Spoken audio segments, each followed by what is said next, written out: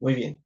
Entonces, en esta oportunidad, lo que vamos a hacer es estudiar desde el capítulo 8 hasta el capítulo 12 como una sola historia, tomando todas estas pequeñas historias que aquí vamos a ver y vamos a verlas como una gran historia de la cual vamos a ver que nuestro Señor Jesucristo habían verdades fundamentales que nos quería enseñar.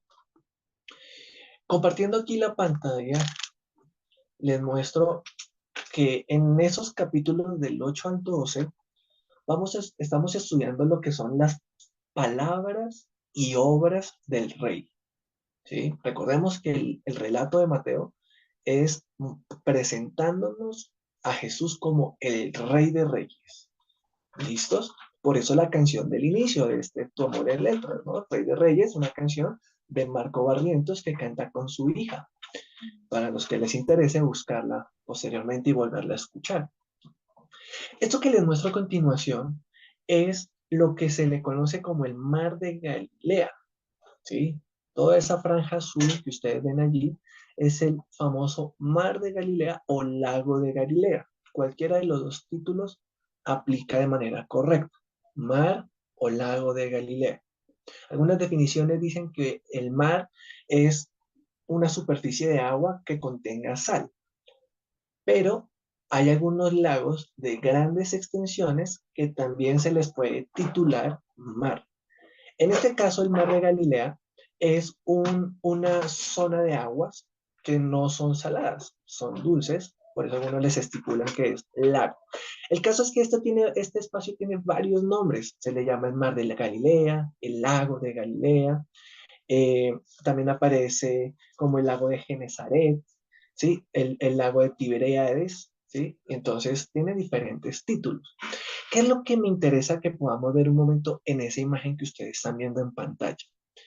Estos cuatro capítulos, cinco capítulos, capítulo 8, 9, 10, 11 y 12 de Mateo, si los leemos, vamos a darnos cuenta que Jesús hace varios recorridos. Por ejemplo, en el capítulo 8, verso 1, recordamos que la Biblia dice cuando descendió Jesús del monte, ¿no? Entonces, ahí va a comenzar este recorrido del que vamos a hablar hoy, ¿no? Cuando Jesús baja del monte de narrar el primer gran discurso que aparece en el Evangelio de Mateo, que es el Sermón de la Montaña. Él baja y va a bajar hacia estas zonas, que es lo que vemos aquí en la imagen. Él va a empezar a hacer todos estos recorridos alrededor del lago, ¿sí? Ustedes pueden ver en la imagen algunas regiones. Aparece Tiberíades, aparece Magadán, aparece la llanura de Genezaret, aparece un poco más retirado Corazín, Capernaum, Bethsaida. En la parte de arriba pueden ver la región de los genezarenos, Gadara, donde será el endemoniado gadareno, ¿sí? Entonces miren que aquí, en todas estas figuritas y en esas rayas rojas, son los desplazamientos que nuestro Señor Jesús hizo durante su edad de 32 años. Este es el segundo año ministerial de Jesús. Estamos en un momento en el que se le conoce como el año de la popularidad de Jesús. Por eso en el verso 1 del capítulo 8 aparece la frase que cuando descendió del monte le seguía mucha gente. No siempre a Jesús lo siguió mucha gente, ¿sí? Este segundo año de ministerio va a ser un año donde especialmente va a tener muchos seguidores. Y esta palabra seguir, si ustedes juiciosamente leyeron, ¿cierto? Sabemos que lo tenemos que ir leyendo Mateo. Si ustedes leyeron estos capítulos, se van a dar cuenta que esta palabra le siguieron, se repite varias veces. Como también vamos a ver, por ejemplo, en el verso 1 dice, descendió Jesús. En el versículo 5 del capítulo 8, todos estamos allí con la Biblia en Mateo capítulo 8. ¿Listos? Abran allí su Biblia para que puedan ir a la par conmigo y puedan ir entendiendo. En el versículo 5, por ejemplo, dice entró Jesús a Capernaum. Entonces, miren lo que se aparece ahí en el mapa. En el versículo 14 dice que vino Jesús a casa de Pedro y vio a la suegra. Entonces, mire, oh, sorpresa, Pedro era casado. Él tenía esposa, tenía suegra. ¿cierto? No es la idea que nos vendieron, que el primer papa y los papas no se pueden casar, no, miren, el apóstol Pedro estaba casado. En el versículo 19 dice, viéndose Jesús rodeado de mucha gente, mandó pasar al otro lado. ¿Cómo así? O sea, lo que está diciendo es que pasó de Capernaum a otra zona del lago. Atravesó el lago en una barca, ¿cierto? En el versículo 23 del capítulo 8, entró él en la barca y sus discípulos le siguieron. Miren, si otra vez la palabra siguieron. Versículo 28, cuando llegó a la otra orilla. Entonces, ¿por qué menciono estas cosas? Porque si nos damos cuenta, estos 5 capítulos, lo que Jesús se la pasó fue naufragando. ¿Sí? Se la pasó fue montando barca, se bajaba en la barca, predicaba y volvía, se subía a la barca y se iba para otro lado, predicaba, ¿sí? Y se mantenía en mucho movimiento. Por ejemplo, ahí en el versículo 28 dice que cuando llegó a la otra orilla, llegó a la tierra de los Gadarenos. Ah, entonces ahí en el mapa ustedes pueden ver la parte de arriba, que es donde habrá llegado y va a contar esa historia. Capítulo 9 verso 1. Entró otra vez Jesús en la barca y se pasó otra vez al otro lado y se fue a la ciudad, a Capernaum. Vemos, por ejemplo, en el del capítulo 9 verso 35, vemos que, por ejemplo, Jesús dice, recorría Jesús todas las ciudades y aldeas. O sea, Jesús se la pasó, fue moviéndose y evangelizando por todo lado. Capítulo 12, si nos vamos hasta el capítulo 12, vamos a encontrar, por ejemplo, en el capítulo 12, versículo 9. Pasando de allí, vino a la sinagoga de ellos. Entonces, vuelve y se desplaza, ¿cierto? Y así nos vamos a dar cuenta que en todos estos capítulos Jesús se mantiene en constante movimiento. ¿Por qué les comparto o inicio la enseñanza hoy por acá? Porque como les dije, yo quiero que estos 5 capítulos los veamos como una mega historia, en la cual hay muchas historias. Usted cada historia de manera individual la puede estudiar en su casa y yo le invito a que lo haga.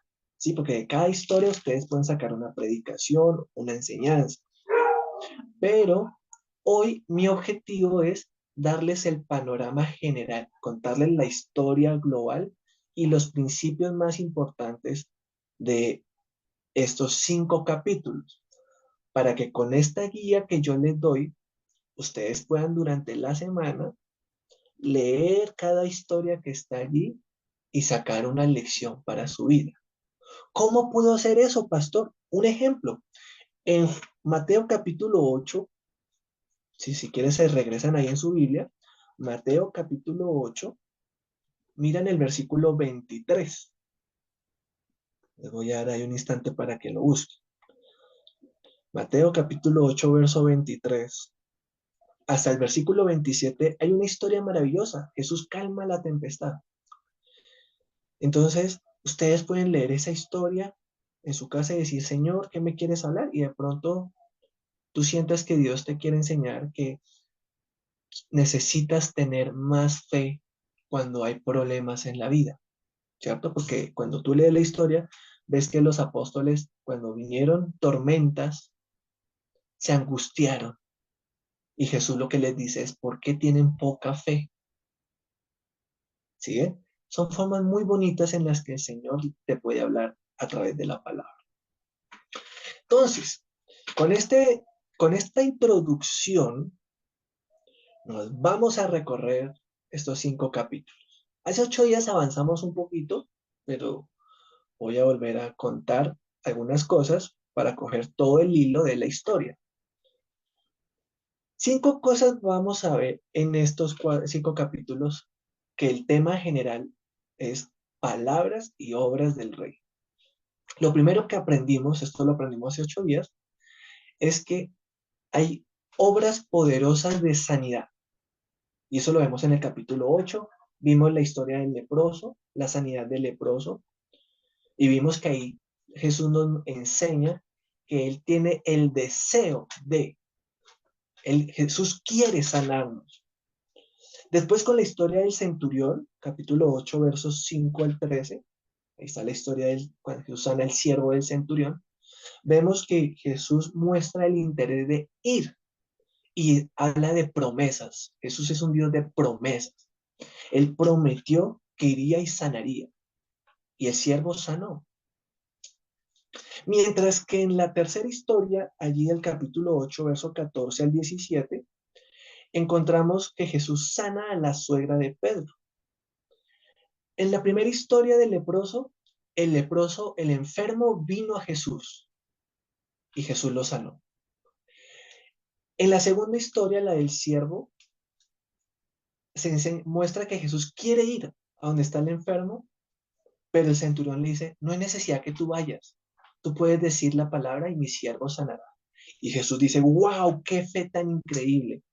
Este hombre no está esperando hasta que yo vaya allá. Él cree que yo con la sola palabra, a la distancia, puedo hacer que su siervo sane.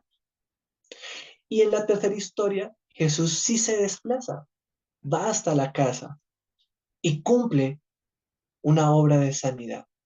Esto nos enseña muchas cosas y lo que nos enseña, quiero de pronto llevarlo a nivel general, es que Jesús obra sanidad de diferentes formas.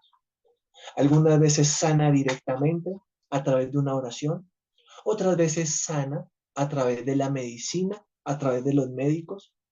¿Cómo eso, pastor? Claro, ¿quién le dio la sabiduría a los médicos? Dios. ¿Quién le dio los químicos que encontramos en la naturaleza para que puedan producir medicamentos? Dios. Entonces todo viene de Dios y Dios sana de muchas formas.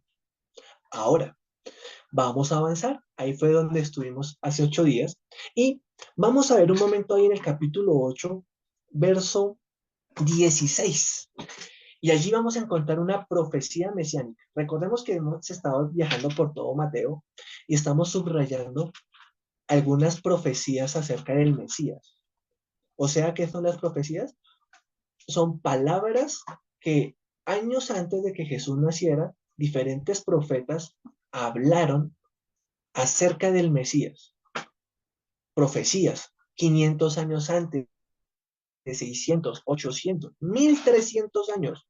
Hay unas que se profetizaron 1900 años antes de que viniera Jesús. Y Jesús las cumple. Entonces, en el capítulo 8, versos 16 y 17, allí pueden subrayar, y los invito a que subrayen su Biblia. Tranquilos que no es pecado rayar la Biblia. ¿Listos? Eso no es pecado. Dice la siguiente profecía así. Esta es una historia cuando Jesús sana a la suegra de Pedro.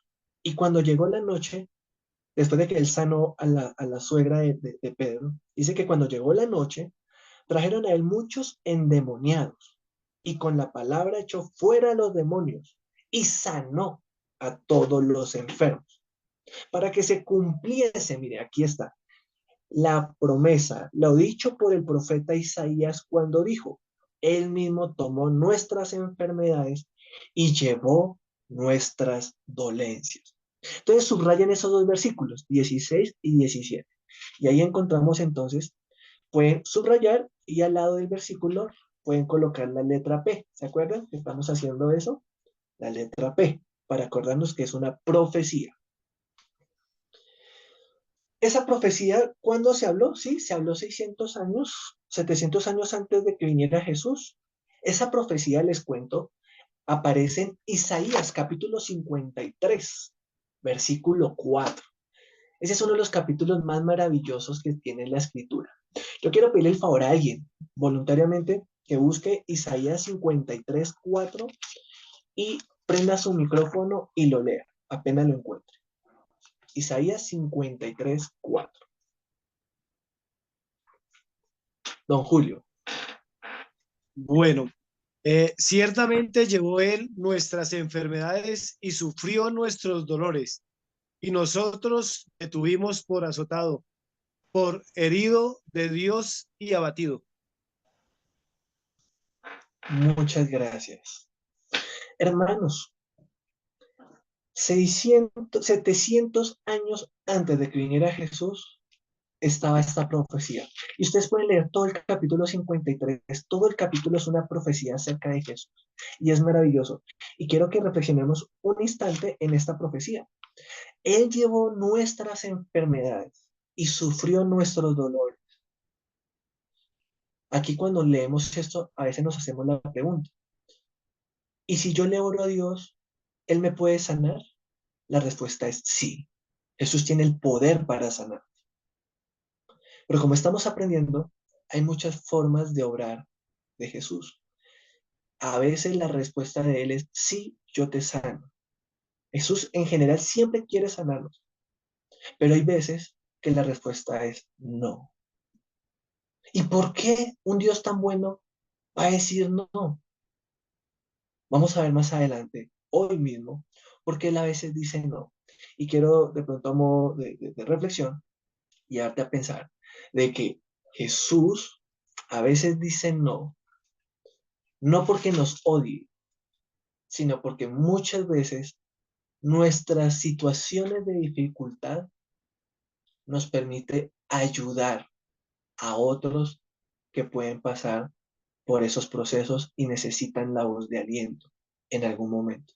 Y yo no sé si a ti te ha pasado, pero cuando a veces pasamos por momentos de dificultad, qué bueno es escuchar a alguien que ya pasó por ahí y decirnos, yo pasé por ahí, también sufrí, también lloré, pero Dios me ayudó a salir. Uf, es diferente cuando alguien te habla que ha vivido situaciones difíciles como las que tú estás viviendo.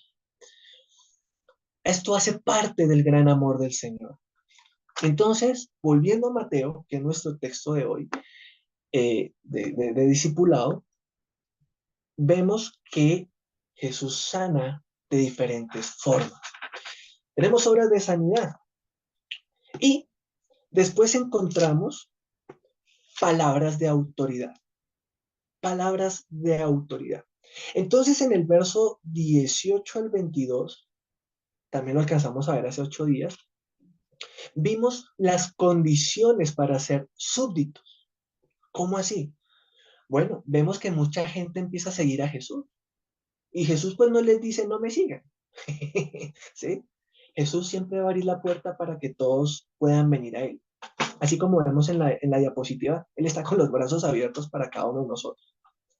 Pero si tú quieres seguir a Jesús, hay condiciones para ser seguidor de Jesús. Y del 18 al 22 vimos hace 8 días que hay condiciones y una de las condiciones fundamentales es la obediencia. ¿Y eso qué quiere decir? Que cuando Jesús te llama, tú no le des largas, que ese es un problema que a veces tiene la gente. Tú le predicas de Dios y la persona dice, sí, yo necesito de Dios, pero ahorita no, después. No sé si les ha pasado con la familia, con los amigos. ¿Sabes por qué pasa eso? Porque las personas no quieren dejar su pecado. Están amañados con su pecado. Y por eso quieren aplazar el llamado de Dios. Pero aquí, del verso 18 al verso 22, vemos que cuando Jesús te llama, hay que obedecer la voz de Jesús. Hay que obedecerle de inmediato. También vemos la autoridad sobre lo natural. Vimos lo de cuando Jesús calma la tempestad y aprendimos que Jesús tenía autoridad sobre lo natural y sobre todo lo espiritual, los endemoniados gadarenos. Cuando leímos ahorita la profecía cumplida de que venían enfermos y endemoniados, nos damos cuenta que aprendamos lo siguiente. Hay enfermedades, miren lo que dice en el verso 16, voy a volverlo a leer, capítulo 8. Dice, con la palabra echó fuera los demonios y sanó todos los enfermos. ¿Qué quiero enseñar acá? Que hay enfermedades que son físicas, situaciones físicas de genética, pero hay otras enfermedades que son espirituales y son demonios de enfermedad que vienen a atacarnos, a hacernos daño. Y ahí está el desafío, correr a Jesús para que Él nos sane. Otro día podremos profundizar más del tema, pero es lo que puedo compartirles por ahora. Hay enfermedades físicas, hay enfermedades espirituales, hay enfermedades emocionales, hay enfermedades mentales, hay enfermedades sociales, ¿sí? Y todo esto es lo que Jesús quiere venir a restaurar en la humanidad. Muy bien, capítulo 9. Nos vamos para el capítulo 9. Vámonos para el capítulo 9. Y en el capítulo 9 vamos a ver que Jesús sigue hablando de sanidades, pero el capítulo 9 cambia el tema. Aquí ya son obras poderosas de sanidad espiritual. Yo les dije ahorita que habían enfermedades físicas, enfermedades emocionales, enfermedades espirituales. Pues aquí vemos que Jesús va a enseñar sobre la sanidad espiritual. De ahí que cuando la promesa de Jesús que dice que Él va a llevar todas nuestras enfermedades en la cruz del Calvario, no se está refiriendo solamente al cáncer o al SIDA o a la osteoporosis. No, esa no es la única enfermedad que Él lleva. Vamos a ver qué otro tipo de enfermedad hay. La enfermedad espiritual. Aquí en el capítulo 9, ustedes pueden ver ahí un título en su Biblia Reina Valera 60. Dice, Jesús sana a un paralítico. Conocemos la historia, Jesús va a sanar a un paralítico, pero quiero enfocarnos en el versículo 2. Versículo 2. Yo quiero que alguien me colabore leyendo el versículo 2. A ver, ¿quién se anima? Capítulo 9, verso 2. El que primero prenda el micrófono. Y sucedió, Bueno, hermana Merly. Ganó aquí la hermana Merly. y sucedió que le trajeron un paralítico tendido sobre una cama, y al ver Jesús la fe de ellos, dijo al paralítico: ten ánimo, hijo, tus pecados te son perdonados. ¡Wow! Mire, veamos lo siguiente. Aquí entonces vamos a ver obras poderosas de sanidad espiritual. Perdón de pecados. El paralítico estaba paralítico. Dirán, pastor, eso redunda. ¿Cierto? El paralítico estaba paralítico. Pero Jesús, cuando viene el paralítico, Jesús quería sanar a todos y sanó a muchos. Pero mira lo interesante con este paralítico. Antes de sanar su enfermedad física, se enfocó en su enfermedad espiritual.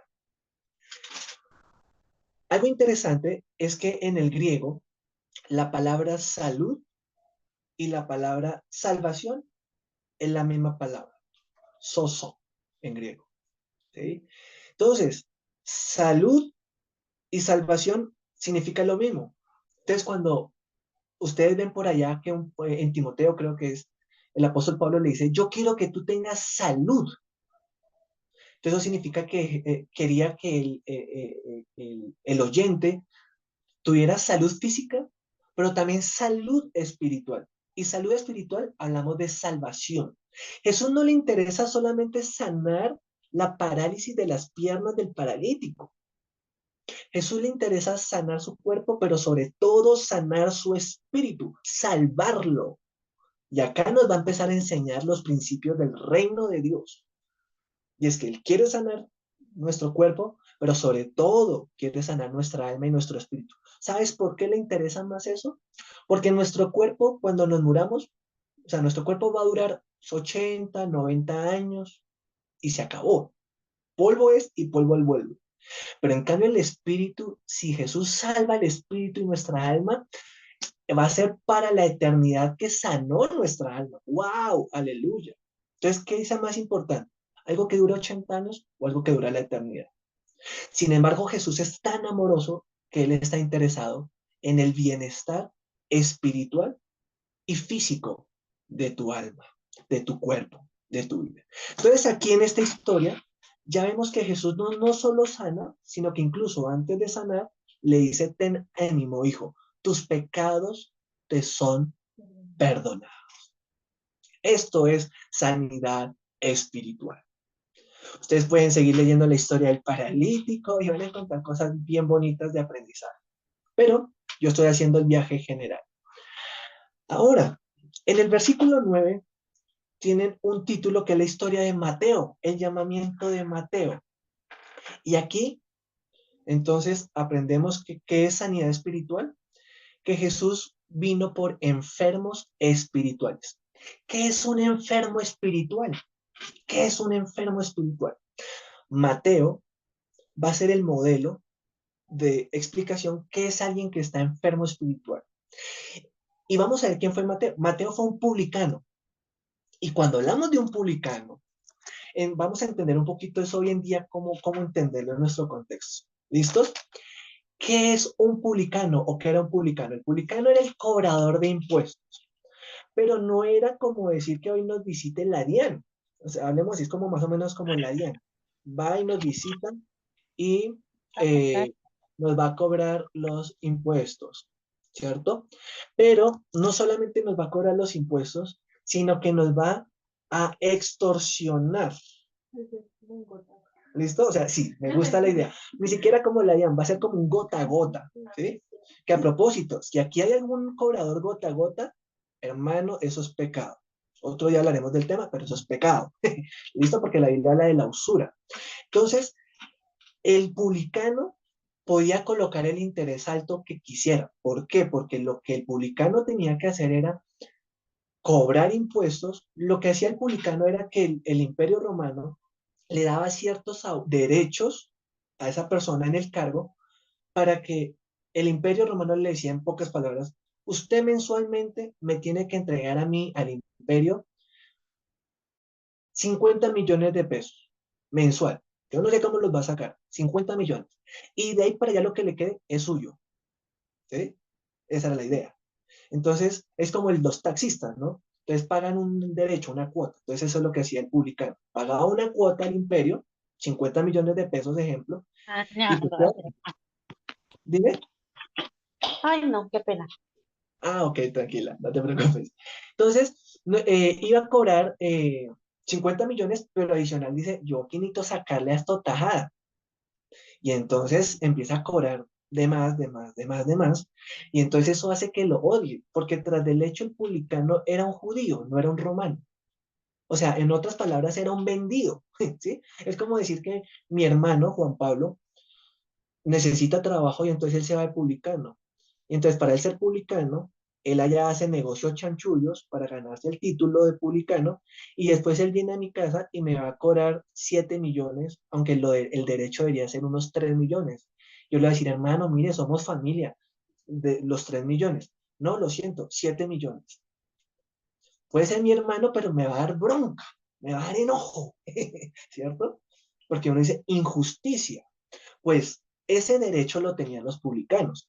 Entonces Mateo era un publicano, a él lo odiaban, él era un usurero y tras del hecho era un traicionero. Tres palabras de Mateo: odiado, usurero y traicionero.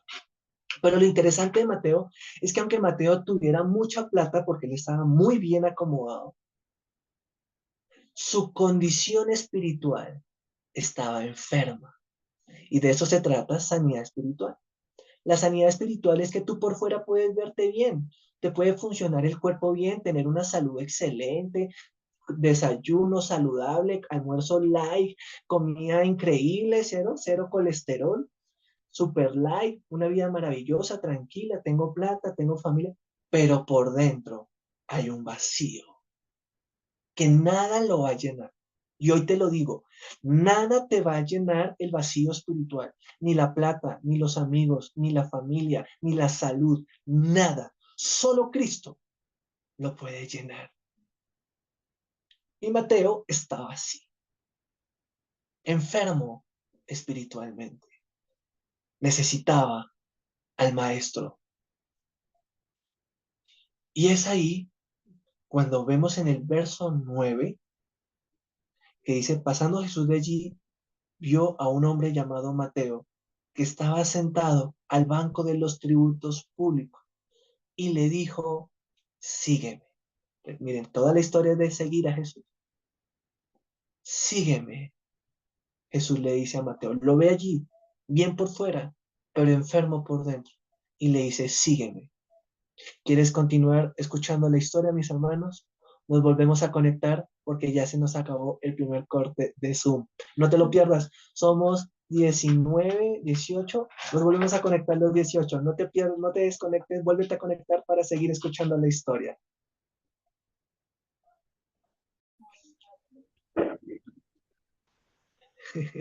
Muy bien, aquí retomando la grabación, agradecemos la aclaración de la pastora, que yo hice la anotación que Jesús estuvo naufragando y no las correcciones. navegando. Él estuvo navegando para que quede en la grabación. Muy bien, muy bien. Me encanta que todos estemos ahí conectados. Muy bien. Entonces estábamos contando la historia de Mateo. Mateo está muy bien por fuera, tiene todo, plata, dinero, comida, techo. Está en una condición mucho mejor que sus vecinos, que su familia incluso. Sin embargo, él estaba enfermo espiritualmente. Tan enfermo que cuando Jesús camina, yo no sé de pronto si fue la primera vez que se cruzaron, o quizás ya Mateo a la distancia habría escuchado a Jesús, que es muy probable, porque Jesús se la pasaba por todas estas regiones, yendo y viniendo, yendo y viniendo. Pero hay un momento, imaginémonos ese momento en el que Jesús va caminando de un lado al otro, pero siente en su espíritu girar su mirada hacia alguien que todo el mundo odia, una persona que es usurera, que es traicionera, una persona por la que nadie daría nada. Quizás tú no darías nada, quizás yo como pastor no haría nada por él, diría es un caso perdido, pero para Jesús no hay ningún caso perdido. Aleluya, tú no eres un caso perdido para el maestro. Y el maestro ve a Mateo con su enfermedad espiritual y le dice, sígueme. Y lo lindo del texto, muy corto, muy preciso, dice ahí en el versículo 9 del capítulo 9, y se levantó y le siguió. Esa es la diferencia entre un seguidor y un discípulo de Jesús. Y no solamente le siguió, sino que si ustedes siguen leyendo la historia, van a ver que Mateo invita, hace una cena en su casa y se sientan a la mesa y van a venir, ahí en el verso 10 dice que van a venir publicanos, pecadores. Miren acá lo interesante, publicanos y pecadores. Miren, cada palabra es, ¡guau!, es profunda. Publicanos y pecadores. Van de la mano esos dos términos, porque Mateo era publicano y pecador. Y vienen los fariseos, como siempre, a decir, ¿y este por qué? ¿Y Jesús por qué va a comer con esta gente pecador? Pero Jesús va a decir en el verso 13, y pues y aprender lo que significa misericordia quiero y no sacrificio, porque no he venido a llamar a justos, sino a pecadores al arrepentimiento. Aleluya. Sé que Dios está hablando hoy algo a los corazones. Entonces tenemos enfermos, perdón de pecados, cuando hablamos de sanidad espiritual, perdón de pecados, enfermos espirituales, hablamos de salvación.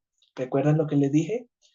Salud y salvación son la misma palabra en el griego, al igual que decir enfermedad y pecado. Esas dos también son la misma palabra en el griego. Entonces tenemos enfermos y sanos, y se habla del arrepentimiento. En el verso 16, ahora avanzamos. Bueno, antes de avanzar, quiero recordar que este Mateo, que dejó todo por seguir al maestro, aquel que estaba enfermo espiritual, fue sanado espiritual. A tal punto que él es el que va a escribir todo este evangelio que estamos estudiando. Aleluya, el evangelio de Mateo. Dios puede cambiar tu tristeza en gozo, tu pecado en salvación. Déjate moldear por nuestro Maestro amado Jesús. Ahora, desde el verso 14 encontramos una pregunta sobre el ayuno, ¿no? Y entonces, en resumen, están unos discípulos diciendo, hay que ayunar, no hay que ayunar. Los discípulos de Juan el Bautista ayunan, tus discípulos Jesús no ayunan. Y bueno, ustedes pueden leer toda la historia allí, pero quiero que alguien me ayude leyendo el versículo 16. Versículo 16. ¿Quién me quiere ayudar a leer el versículo 16? Nadie pone remedio, perdón, Sí. nadie pone remiendo de paño nuevo en vestido viejo, porque tal remiendo tira del vestido y se hace peor la rotura. Ni No, echan vino no, nuevo en odres solo, viejos. solo el versículo 16, pastora. Muchas Oh, ya, gracias. ok. Entonces, ¿qué quiero enfatizar en este versículo? Aquí cuando del ayuno, acá hay muchas cosas que se puede aprender, pero la enseñanza puntual de la historia en general es que el reino de Dios, estamos hablando de las palabras y obras del rey.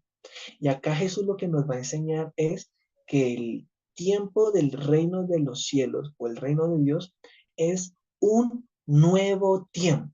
Esa es la parte clave de esta historia. Ahí cuando dice que nadie pone remiendo de paño nuevo en vestido viejo, ni vino nuevo en odre viejo, ¿eso a qué se referirá? En resumen y en síntesis, lo que está hablando Jesús es que hay un tiempo antiguo y hay un tiempo nuevo. El tiempo antiguo es el tiempo de la ley, el Antiguo Testamento. Y acá es donde Jesús nos va a revelar que viene un nuevo tiempo, que lo vamos a conocer como el tiempo de la gracia, ¿sí? El nuevo tiempo. Por eso en nuestras Biblias tenemos la primera parte que se le llama el Antiguo Testamento y la segunda parte se le llama el Nuevo Testamento. ¿Sí? Otra forma de llamarlos puede ser Primer Testamento, Segundo Testamento. También se le puede llamar así. Lo esencial es que son dos tiempos distintos. Y acá lo que viene Jesús a decir es, debes estar listo para lo nuevo. Alístate, ¿sí? Y cuando habla de lo nuevo no está hablando ni de casa, ni de carro, ni de beca, como algunos predicadores baratos por ahí dicen, ¿no? Este es el tiempo de tu sanidad, el tiempo, no, eso no es. Lo que él está hablando aquí es que el nuevo tiempo es el tiempo de la salvación, el tiempo del reino de Dios acercándose, el tiempo de Jesús viniendo a gobernar como rey sobre las vidas pobres, necesitadas y enfermas espirituales. Después de esto, entonces ahora vemos en el versículo 18 otra historia, preciosa historia, la hija de Jairo y la mujer que toca el manto de Jesús. Una de mis historias favoritas para predicar, pero hoy vamos a tocar solo un versículo, que es el versículo 24. ¿Quién me puede, por ahí la hermana Paola intentó la vez pasada prender el micrófono? No sé si me puedes ayudar con este Me versículo ganó mi pastora. 24. El 24 Sí, dice, les dijo, apartaos, porque la niña no está muerta, sino duerme. Y se burlaban de él. oh, hermanos, contemos aquí un poquito esta historia. Un padre tiene su hija enferma. El hombre se llama Jairo. Es un hombre muy importante. Es principal de la sinagoga. Tiene un cargo religioso. Podríamos decir casi un pastor, casi un líder de la iglesia. ¿Será que las personas que van a la iglesia pasan dificultades? Este es un ejemplo claro que sí. Este hombre iba a la iglesia, cumplía la palabra de Dios. Sin embargo, su hija estaba enferma y su hija muere. Y qué difícil y qué doloroso es la muerte. ¿Por qué duele tanto la muerte? Porque el ser humano no fue diseñado para la muerte. Recordemos que en el huerto del Edén, Dios nos hizo para la vida eterna. Nuestro pecado trajo la muerte. Y por eso es que, como en nuestro diseño original no existía la muerte, nunca vamos a poder estar preparados para la muerte de alguien. Nunca hay forma de estar preparados para eso. Y en el caso de un hijo, menos. Siempre lo he dicho y lo reiteraré, cuando muere un padre o una madre, se le llama huérfano. Cuando muere un esposo o esposa, se le llama viudo o viuda. Pero cuando muere un hijo, no tiene nombre, porque el dolor es tan profundo que no hay un título que se le pueda atribuir a lo que experimenta un padre cuando muere su hija. Y esto es lo que Jairo en esta historia va a sentir. Sin embargo, Jesús en este versículo 24 va a decir, la niña no está muerta, sino duerme. ¿Qué quiere decir esto? Esto quiere decir que la niña sí había muerto, pero para Jesús no había imposibles. Y Jesús tenía aún autoridad sobre la misma muerte. Entonces, aquí hablemos de muerte espiritual, ya que estamos hablando de sanidad espiritual. Perdón de pecados, enfermos espirituales, salvación, muerte espiritual, ¿cierto? Y ahí la historia dice, versículo 25, que cuando la gente haya sido echada afuera, no siempre la gente que nos rodea es buena influencia. Hay veces hay que echar gente, hermano. Y esto lo aprenderemos otro día sobre cómo hacer para que en nuestra casa no entre contaminación y no permitamos pecado en nuestra casa, ¿sí? Pero aquí a Jesús le tocó echar fuera a la gente que en la casa no traía bendición, sino que antes se burlaban del maestro. Uy, acá hay cosas que nos habla el Señor, ¿no? Cuando hay personas que hacen mofa del evangelio, cuando nosotros somos cristianos. Bueno, en este caso, no digo que siempre, ojo, no van a echar a todos los que no son cristianos de sus casas, ¿no?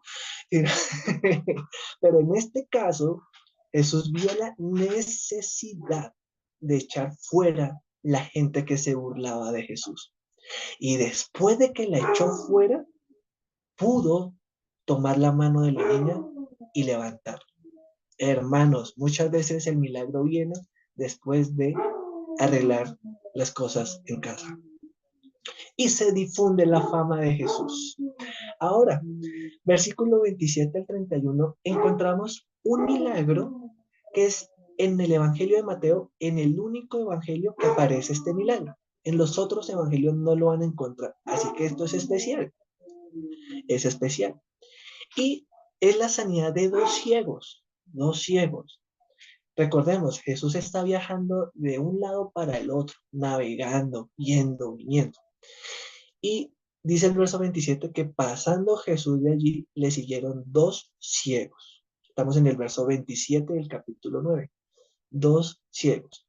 Yo quiero que alguien me colabore leyendo el versículo 30. Versículo 30 del capítulo 9. Hermana Lucero, ¿me puedes colaborar con ese? Capítulo 9, verso 30. ¿Me escuchan? Sí. Ahora, 9:30. Dice, y los ojos de ellos fueron abiertos y Jesús les encargó rigurosamente diciendo, mirad que nadie lo sepa. Gracias. Miren acá lo interesante. Jesús sana. Wow, aleluya. Sí, Jesús respondió. Pero miren, Jesús pide una instrucción y dice que la encargó rigurosamente. Mirad que nadie lo sepa. ¿Qué hicieron estos dos ciegos? Verso 31. Pero salidos ellos divulgaron la fama de él por toda aquella tierra. La pregunta, ¿hicieron bien o hicieron mal? Acá voy a hablar de un punto, la obediencia. La obediencia es más importante que los milagros. Y cuando hablamos de obras poderosas de sanidad espiritual, la obediencia es una sanidad espiritual. Cuando nosotros no obedecemos a Dios, eso se llama desobediencia. Y en otras palabras, desobediencia es pecado. Y pecado significa enfermedad. ¿De acuerdo? Miren cómo está todo conectado. Entonces, estos ciegos, aunque fueron sanos físicamente, espiritualmente, no entendían que el que los sanó era un rey. Y el rey exigió obediencia y ellos no obedecieron. ¿Qué hizo Jesús? ¿Los volvió ciegos otra vez? No. Esto se llama gracia. Sin embargo, no obedecieron. Un llamado para seguir aprendiendo sobre las obras poderosas de sanidad espiritual. Mateo capítulo 10. Llegamos a Mateo capítulo 10. Y aquí en Mateo capítulo 10 vamos a encontrar el segundo gran discurso en el Evangelio de Mateo. Este segundo discurso se va a llamar el discurso misionero. Así que anótalo. El discurso misionero.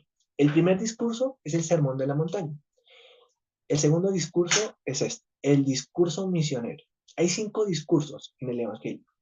Aquí estamos el segundo, el discurso misionero. Y aquí lo que hace Jesús es, vamos a ver que el rey tiene autoridad. Y esta autoridad del rey la delega a sus súbditos. Entonces en el capítulo 10 vemos que Jesús, de todos esos seguidores, multitudes de seguidores, escoge discípulos. Y acá quiero enseñar que ser seguidor de Jesús es diferente a ser discípulo. Y déjame decirte algo, Jesús le interesa más que tú seas discípulo de él que un seguidor. ¿Un seguidor qué es? Una persona que escucha de Dios y puede creer hasta un poquito en Dios, pero lleva una vida así como a medias, un poquito de Dios y un poquito lejos de Dios. Un poquito de escuchar en la iglesia algo, pero no me comprometo. Eso es un seguidor. En cambio, el discípulo es un compromiso. ¿Y cuál es el compromiso del discípulo? El compromiso del discípulo es caminar todos los días con Jesús hasta que Jesús sea formado en su vida. Eso es un discípulo.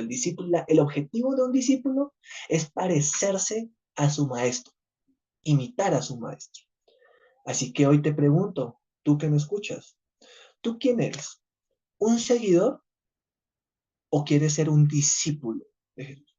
Que un día digan, cuando te vean a ti, digan, wow, sin que tú lo tengas que decir con tu boca, la gente diga, esa persona es especial. ¿Y por qué es especial? Uy, porque es ver a Jesús. Ah, aleluya. Eso es un discípulo. Y en el capítulo 10, todo el capítulo 10, vemos un precioso discurso que les invito a que lo lean en su casa. Y Jesús elige a 12.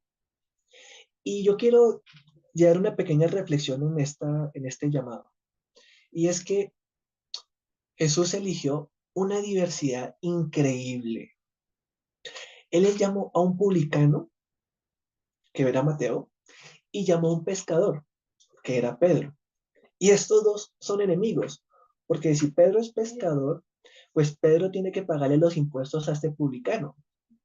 ¿Sí? Entonces, en otras palabras, Jesús va a coger dos enemigos, Pedro y Mateo, y los va a poner a trabajar juntos.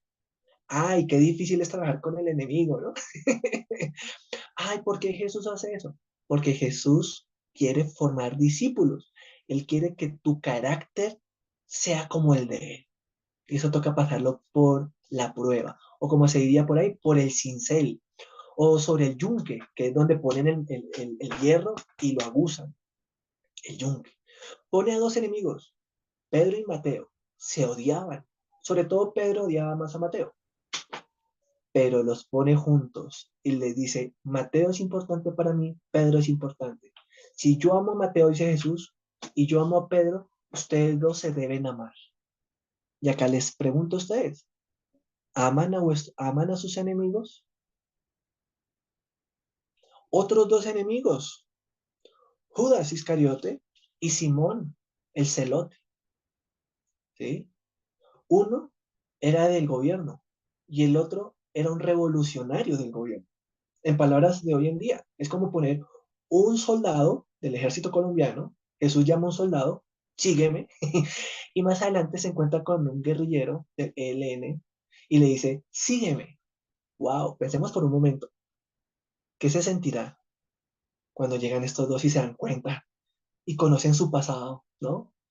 Uf, qué proceso tan difícil, pero eso es discipulado, eso es ser discípulo, aprender a dejar el pasado atrás y dejar que Jesús hoy transforme nuestro corazón para amar a nuestros enemigos e incluso dar mi vida por esa otra persona. Porque si Jesús lo ama a él, ¿quién soy yo para odiarlo a él?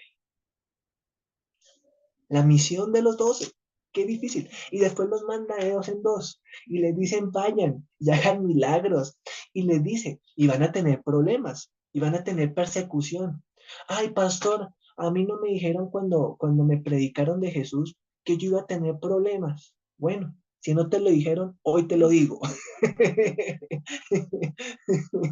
¿Sí? Ser cristiano no es que se te facilite la vida. Ser cristiano es que Jesús va contigo y Él te ayuda con tu carga, porque dice la Biblia, echa tu carga y tu ansiedad sobre Jesús. Pero a cambio Jesús te dice, yo te doy una cruz que no es tan pesada.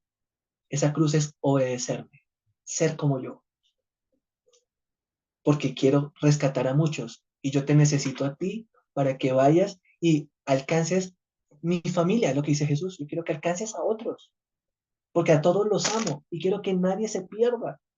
Así que te necesito Paola, te necesito Sebastián, te necesito Wendy. Todos tienen problemas, luchas, aflicciones, pero en medio de eso, Jesús te necesita porque quiere que tú seas discípulo del Señor. Aleluya. Y para rematar, si ustedes leen el capítulo 11, por allá en el verso 34, vienen problemas. No piensen que he venido para traer paz, sino espada. Uy, ¿cómo así, Señor? O sea que tras del hecho, yo te amo, te obedezco, te sirvo en la iglesia, y tras del hecho, ¿me van a odiar y va a haber problemas? Jesús dice sí, porque lo que ustedes van a hablar, que son mis palabras, dice Jesús, muchos no las van a querer oír. Muchos se les va a reír en la cara cuando ustedes les prediquen. Muchos les van a decir fanático, religioso. Muchos les van a ignorar. Muchos les van a cerrar la puerta de la casa. No, usted no me venga aquí a hablar de eso. Yo a usted lo quiero, pero hasta ahí. No hablemos de religión. No importa. Va a haber problemas, pero también hay recompensas. Y en el verso 40 dice, el que a vosotros recibe, a mí me recibe. Y el que me recibe, recibe al que me envió. Y el que recibe a un profeta, por cuanto es profeta, recompensa.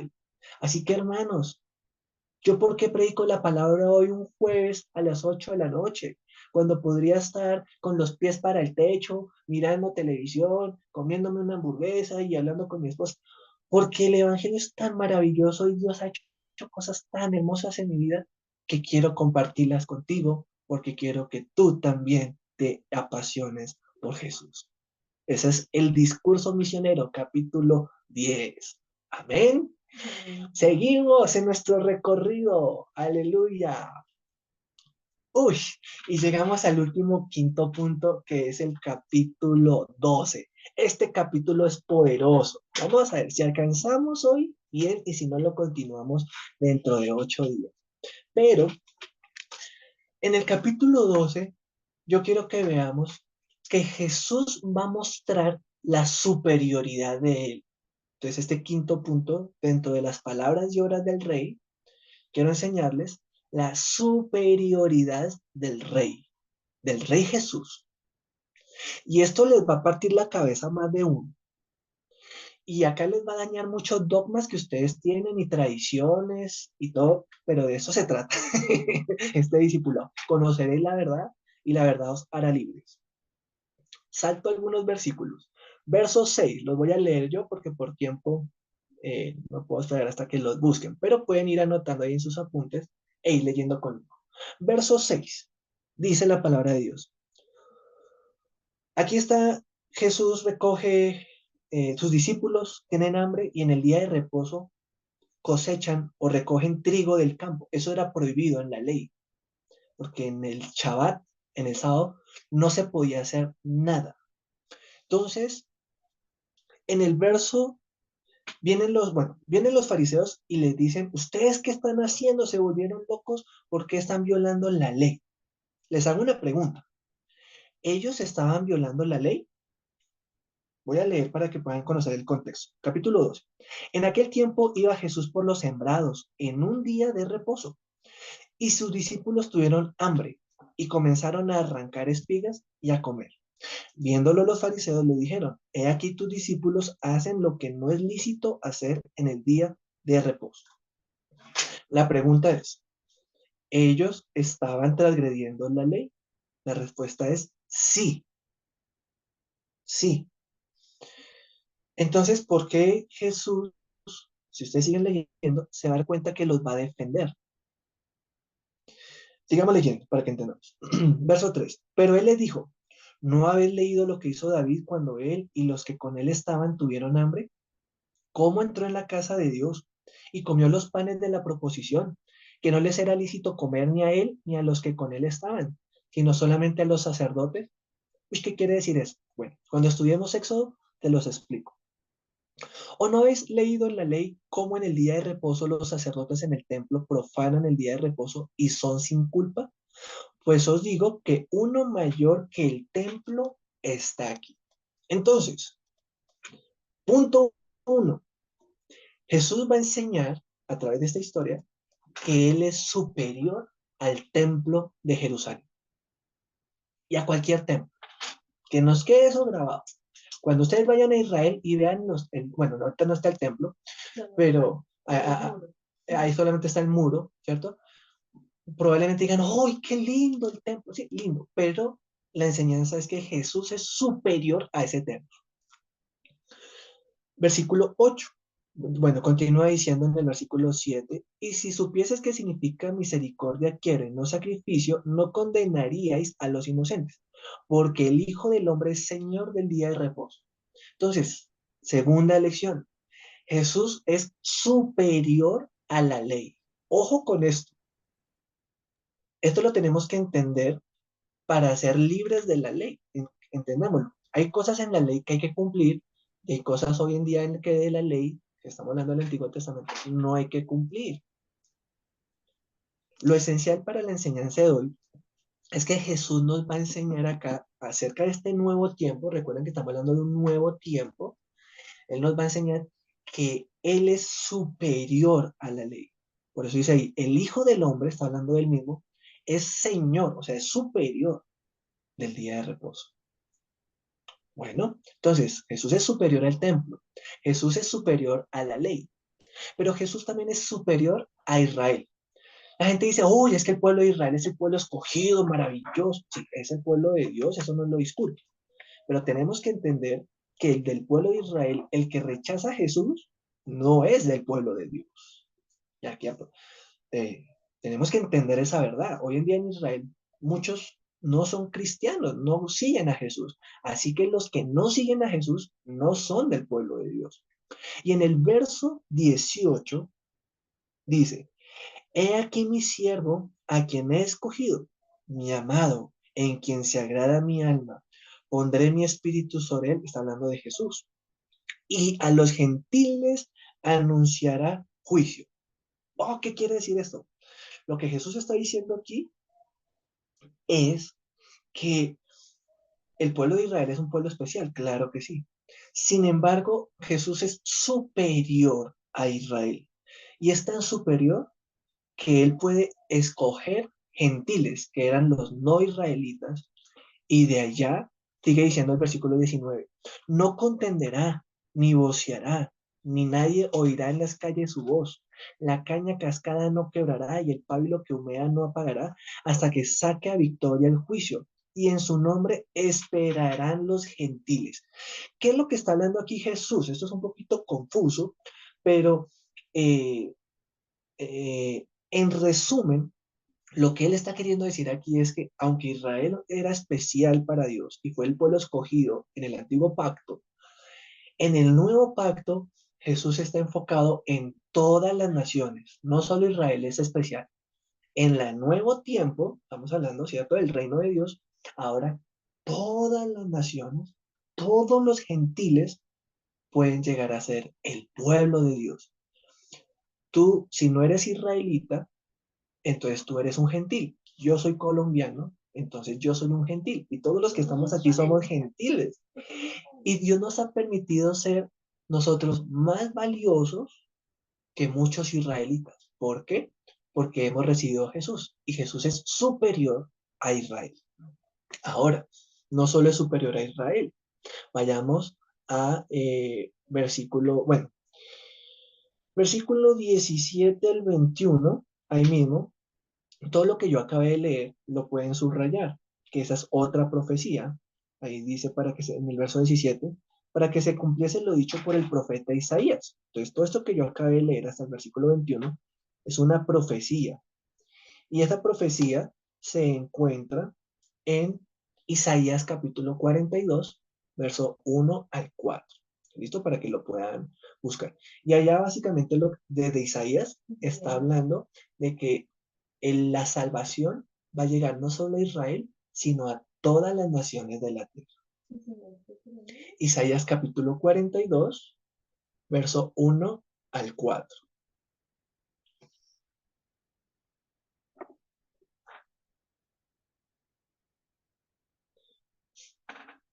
Ahora vamos al versículo 28. Y aquí viene una historia tremenda, la blasfemia contra el Espíritu Santo. Bueno, en otra oportunidad podré predicarles sobre qué es la blasfemia del Espíritu Santo. Hoy no, porque hoy no es el tema. ¿Capítulo Pero qué? estamos ahora en el capítulo 12 de Mateo, seguimos ahí en el capítulo 12, verso 28. Verso 28. Dice, pero si yo por el Espíritu de Dios echo fuera los demonios, ciertamente ha llegado a vosotros el reino de Dios. Qué lindo ver que el reino de Dios llegó. Y entonces acá quiero hacer una pequeña anotación. Ustedes van a encontrar dos expresiones en la Biblia. Una, el reino de Dios se ha acercado, y otra, el reino de Dios llegó.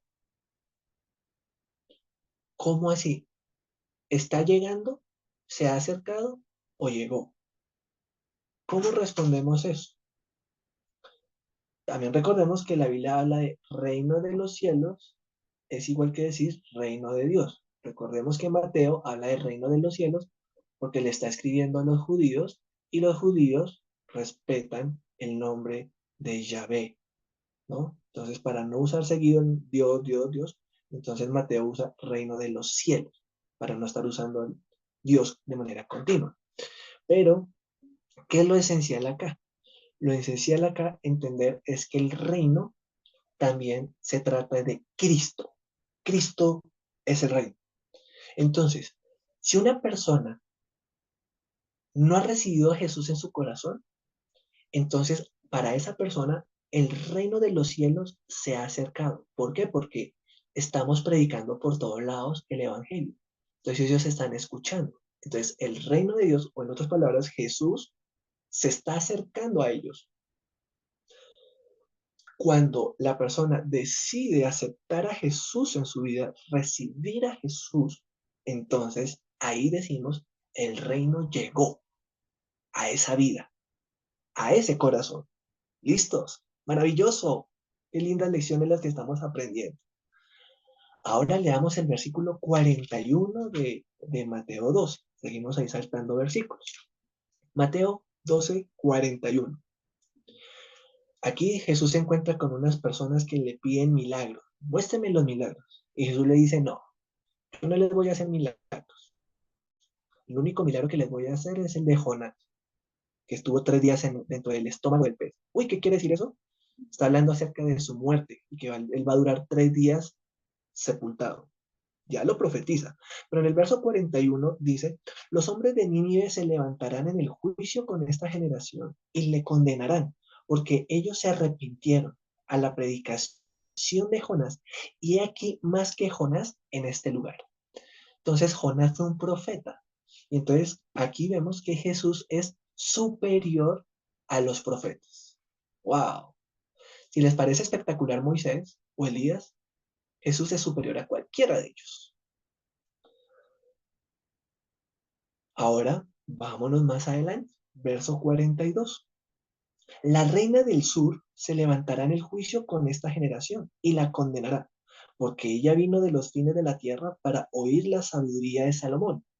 Y mire lo que dice ahí en su Biblia. Y he aquí más que Salomón en este lugar. ¿Qué quiere decir eso?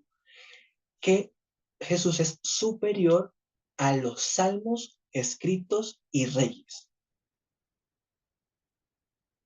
¿Eso qué quiere decir? Recordemos, entonces mire, hasta aquí hemos visto que Jesús es superior al templo, superior a la ley, superior a Israel, superior a los profetas, superior a los salmos, escritos y reyes.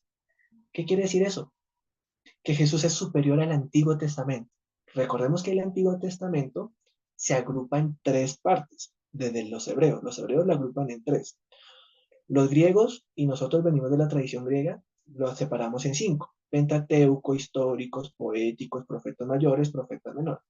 Pero los hebreos separan el Antiguo Testamento en tres partes: la Torá o ley, los Nebim, que son los profetas, y los Ketubim, que son los escritos.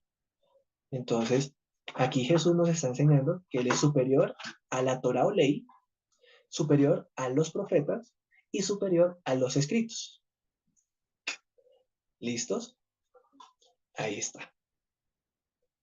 Porque Salomón va a escribir Proverbios y Eclesiastes y todo esto hace parte de los escritos. ¿Y qué más es Jesús superior?